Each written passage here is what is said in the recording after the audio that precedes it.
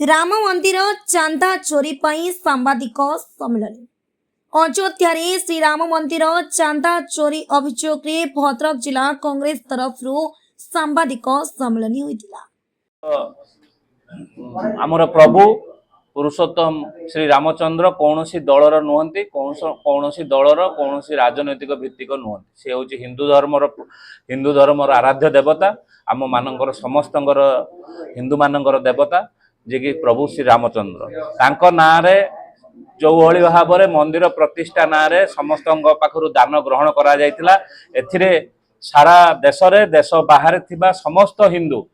बहुत हिंदू तांकर अंतर आत्मारू तांकर श्रद्धा मनोभाव से तांकर निजर जागा बिक्री कर देई मध्य कोटी कोटी टंका सर्वस्व बिक्री करिकी सर्वस्व रखिथिबा संचय धन को दान आकार रे प्रभु श्री रामचंद्र मंदिर करिया पई देइछन। से दान पैसा हजार हजार कोटी टंकार जो संचय होइछि सेथिरे सीधा सड़क भाव में आमर श्रीजुक्त प्रधानमंत्री आम देशर प्रधानमंत्री श्रीजुक्त नरेंद्र मोदी जी सी होउचंती तांको तत्वावधान रे एक कमिटी गठन करा जायछि। तांको तत्वावधान रे मंदिर ट्रस्ट गठन करा जायछि। से ट्रस्ट रो गुटी गुटी सदस्य तांकर मनोनीत सदस्य सेथिरे आरएसएस रो समस्त लोक माने सदस्य अछंती जो थरे आमर हिंदू धर्मर सर्वोच्च जे शंकराचार्य को भी सेथिरु बाद पका जायकि से माने करछन करिवा परे बारंबार सेथिरे जेतले चोरी हैला बारंबार चोरी हैला आमे सीधा सड़क कांग्रेस दल आमर सर्वोच्च नेता श्रीजुक्त राहुल गांधी श्रीजुक्त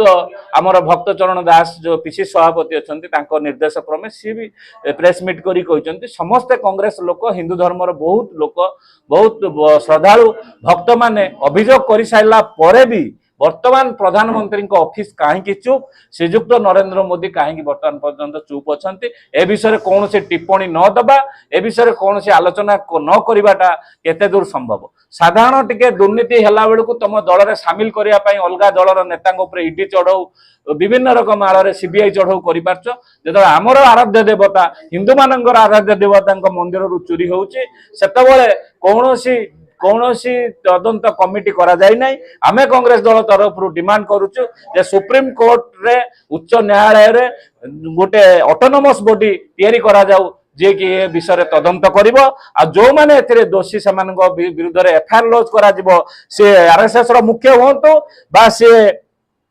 चंपत राय होंतु बा अनिल मिश्र होंतु जे भी होंतु तांको ऊपर कार्यानुष्ठान ग्रहण करा जाऊ दृढ़ कार्यानुष्ठान ग्रहण करा जाऊ। से श्री प्रभु रामचंद्र जन्मभूमि रे जागा किनिबा ठारू आरंभ करिकी जो पांठी की संचय करवा दान करिथिबा श्रद्धालु मानक पांठी की जो माने लूट करिसंते सेमानक विरुद्ध रे दृढ़ कार्यानुष्ठान ग्रहण करा जाऊ और या न्याय सपक्ष हो यार ऑटोनोमस बॉडी रो जे कि यार तदंत करिवो ए तदंत कांग्रेस दाबी करूची एवं एटा यदि तुरंत न करा जिवो एहा हिंदू समाज प्रति समस्त हिंदू समाज प्रति कोठारघात हबो। समस्त हिंदू भाई मानन को अनुरोध करूची समस्त आमे दलगत निर्विशेष रे सबु छाड़ी आम धर्म पाई आमे यथासाध्य समस्ते दान करछि प्रभु रामचंद्र मंदिर तैयारी करिया पाई सेथिरे जो प्रधानमंत्री चुप रहउचंती सेथिबाई आमे समस्त को राजरास्ता को बाहरिया को पड़िबो समस्त आमे सेथिरे आंदोलन करिया को पड़िबो। छोटिया चोरीटे आम जदि गाँव रो मंदिर रे हेइ जाउछि आमे समस्ते रास्ता रोक करूछु जे आसिकी पुलिस शीघ्र करू पुलिस ताको शीघ्र चोर को धरुछि संगे संग समाधान करूछि। आपण माने जानिथिबे भद्रक अंचल रे